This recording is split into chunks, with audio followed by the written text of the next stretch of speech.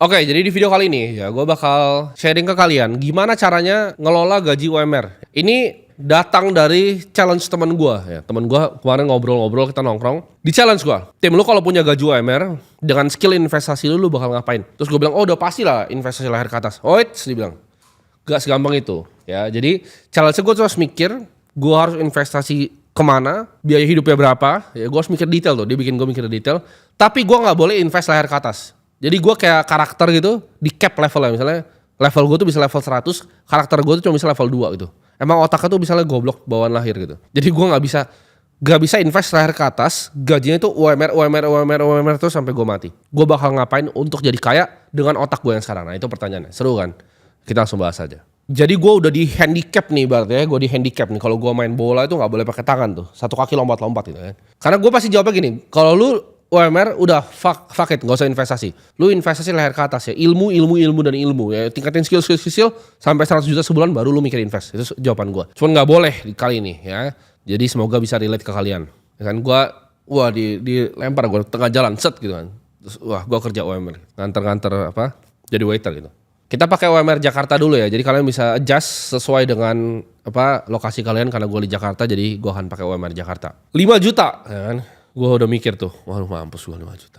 Jadi apa yang gue lakukan kalau gue punya 5 juta? Satu, udah pasti tempat tinggal sederhana ya. Jadi gue harus tinggal di kos-kosan. Kos-kosan gue udah cari, jadi ini gue riset. Ini actually gue riset, jadi gue gak sembarang keluarin angkanya dari mulut gue. Kos-kosan itu yang masih layak menurut gue untuk gue tinggal tuh 1,5 juta ya per bulan. Itu masih oke lah, 3x3 ada ranjangnya, gue bisa ada laptop situ. Itu 1,5 juta angkanya ya. Ada kos-kosan lebih mahal, tapi karena kalau gue punya UMR, dengan otak gue sekarang, gue pasti kos-kosannya 1,5 juta. Itu gue mentok gitu, mentok kayak 1,5 juta. Nah ini makan nih. Makan tuh realistis ya, gue budgetin 1 juta sebenarnya. Ini buat lu ada yang aneh-aneh. Menurut gue 1 juta itu a reasonable amount untuk lu bisa makan selama sebulan, bahkan di Jakarta. 1 juta per bulan, 1,5 juta kos-kosan, itu udah sisa 2,5 juta. Jadi dari 5 juta gaji gue disisa 2,5 juta itu. Kita harus mikir lagi karena gue UMR, most likely gue kerja, nggak tahu gue jadi waiter, gue kerja di mall atau di mana gitu, atau di kantor gitu. Tapi udah pasti gue butuh transport. Ya, transport ini ya gue budgetin 500.000. Menurut gue make sense ya. Ini bukan gue naik Silverbird ya gitu ya. Itu langsung habis kali 500.000. Ini naik angkutan umum ya, kayak zaman dulu gue masih kerja mungkin naik motor, itu menurut gue 500.000 itu adalah angka yang make sense. Satu lagi pengeluaran yang menurut gue wajib, internet mungkin ada dari kos, tapi kan kita butuh bayar internet sendiri dan utilities yang lain gitu, kebutuhan yang lain-lain itu gue budgetin di 200.000. Ini gue coba sehemat-hemat mungkin ya. Berarti dikurangin semua, kurangin transport 500.000 ya, 200.000 untuk utilities. Uang gue tuh basically sisa 1,8 juta. Nah dan gue kalau di posisi UMR ini gue disuruh mikir ya, karena teman gue ini realistis, gue nggak bakal nongkrong sama siapapun gitu. Gue nggak bahkan peduli kalau teman gue bilang, oh kita ke restoran ini, gue nggak lah, tai lah gue makan warteg lagi gitu. Gue nggak bakal kemana-mana ya. Jadi kalau kata, oh budget entertainmentnya mana? Nggak ada. Ini kondisi untuk gue seorang diri ya, ini bukan keluarga. Karena gue nggak bisa bayangin kalau gue berkeluarga, karena gue belum berkeluarga. Tapi kalian dapat gambaran rough di sini. 1,8 juta itu gak bakal gue sisin 300.000 untuk Netflix entertainment, enggak akan ada entertainment yang gue punya. Dan ini kan in case ini gue gak boleh investasi leher ke atas. Kalau boleh leher ke atas gue pasti beli buku ya. Gue pasti beli buku yang bajakan yang 30.000 satunya, biar gue beli 300.000 tuh bener-bener banyak ya. Itu pikiran gue kalau gaji UMR. Tapi balik lagi, ini gue gak boleh investasi leher ke atas, jadi gue akan investasikan semuanya. Nah pertanyaannya kemana ya kan, ini kita udah sampai ke golden question ya, investasi kemana. 1,8 juta itu gini, karena gue di cap UMR ya, jadi kan gue stabil, gue tahu gue akan dapatnya UMR kecuali gue bego dibecatkan. Tapi ya basically gue UMR terus lah, kita ngambil yang gampang ya. Gue UMR terus, gue gak bisa dapetin fluktuasi income, gue gak punya income tambahan, gue gak bisa kerjain something yang overtime dapat uang lebih, gue gak bisa jualin skill gue gak bisa jualan barang orang lain, service orang lain gak bisa gue jualan, gue cuma bisa kerja sama gitu. Gue itu udah pasti 100% ambil investasi yang paling agresif yang bisa gue ambil. Balik lagi, ini bukan buat lu, ini cara gue ngatur gaji UMR ya. Jadi ini kalau punya ilmu kayak gue bakal ngapain. Kenapa? Karena gue dapat kestabilan dari pekerjaan gue. Gue tahu at least gue bisa makan kalau gue spendnya cuma 1,8 juta. Paham gak sih? Gue mau ngasih kalian yang realistis. Kalau gue pribadi itu bakal gue trading secara agresif ya. Mungkin gue main options, gue main derivative market. Cuman itu kalian, gue yakin itu gak applicable ke kalian ya. Tapi gue akan cari strategi paling agresif untuk kembangin uang gue ini kalau income-nya di atas gak bisa nambah. Jadi apakah gue akan punya dana darurat? Tidak ya. Tidak, gue akan fokus untuk gue bisa kerja, dapat gaji, terus gue makan. Gue gak akan punya dana darurat. Gue gak akan beli asuransi, ya. Gue gak akan beli yang piramida bawah yang kayak orang-orang biasa. Karena gue di challenge gitu, apa yang gue lakukan untuk bisa jadi kaya. Jadi udah pasti kalau income-nya itu stabil, investasi harus agresif. Kalau kalian pengusaha income-nya naik turun, nah cari yang lebih stabil justru investasinya. Paham gak sih? Kalau pendapatannya stabil, serangnya di investasi. Nah 1,8 juta itu mungkin gue kepikiran 2 skenario ya. Karena ini gue di kondisi kepepet, kalau in case gue salah tuh masih bisa makan, ya. Gue bakal taruh mungkin setengah itu di Bitcoin udah pasti. Ya 50% udah pasti gue taruh di Bitcoin. Kenapa? Karena simple ya. Gue gak peduli naik turun kiri kanan jungkar baliknya, gue gak peduli ya.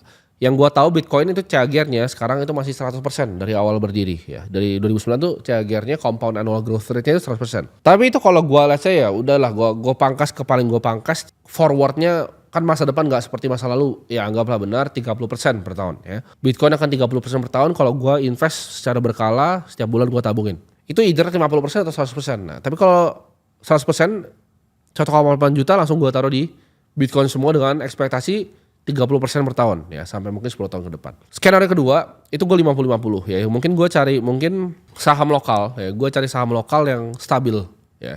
At least biar gue bisa mainin dividend play ketika nanti uang gue itu udah gulung ke ratusan juta. Jadi mungkin gue taruh di Bank Mandiri itu 50%. Jadi 900 ribu di Bitcoin, 900 di Bank Mandiri ya. Karena loan growth-nya masih oke banget. Dan gue lihat long term-nya oke. Itu yang akan gue mainin. Jadi gue gak akan terlalu mainin yang kecil-kecil. Kenapa? Karena gue akan mengganggu pekerjaan sehari-hari gue ketika gue punya gaji UMR. Karena gue yakin kalian bukan kayak orang gila yang kayak gue bisa trading sama malam gitu. Enggak. Jadi kira-kira portfolio allocation gue 50-50. Gue gak bakal ada reksadana pasar uang. Gue gak bakal ada obligasi. Gue gak bakal ada posisi cash bahkan. Kenapa? Karena gue yakin gue makan bulan depan. Gue langsung pos-posin tuh. 1,5 di sini, 500 ribu di sini ya. 1 juta buat makan, 200 ribu buat lain-lain. Mentok gitu. Gak bakal ada lewat 100 ribu pun gak bakal. Ya, itu gak bakal. Gue bakal jadi orang paling pelit di dunia ya. Kalau teman gue bilang, oh ini sini, enggak. Di sini, enggak. Ya. Itu bakal gue gandain ya dalam waktu 5-10 tahun. Mungkin portfolionya coba gue hitung di kepala gue. Compound tuh agak sulit itu. Gue mungkin salah ya. Coba 1,8 juta. Hampir 10 tahun tuh mungkin bisa di angka 100 sampai 140-an juta ya. Ya gue gak tahu, udah agak rasti matematika gue. Jadi itu duit gue basically udah ratusan juta di sana. Dan ketika gue masih bisa bungain dengan skill gue di 20% per tahun, lumayan lah gue dapat additional 20 juta per tahun ya kan dari investasi. Dan by tahun ke-15, I'm done. Portfolio income gue udah lebih besar dibanding UMR gue. Di situ gue pensiun. Karena kan gue gak boleh kerja yang lain selain kerja UMR ini ya. Jawabannya jadi gue tidak mau kerja UMR ini. Gue fokus untuk ngurus portfolio gue udah 400 jutaan di situ. Ya udah ya. Gue bungain 400 juta, gue bungain 20% per tahun. Gue yakin karena sebego-begonya gue at least 15% lah. Gue pasti dapat. Jadi 20% per tahun di portfolio 500 juta. Gue rasa gue udah gak mau kerja UMR lagi. Dan gue tinggal kipas-kipas dan menikmati hasilnya. Dan gue gulung.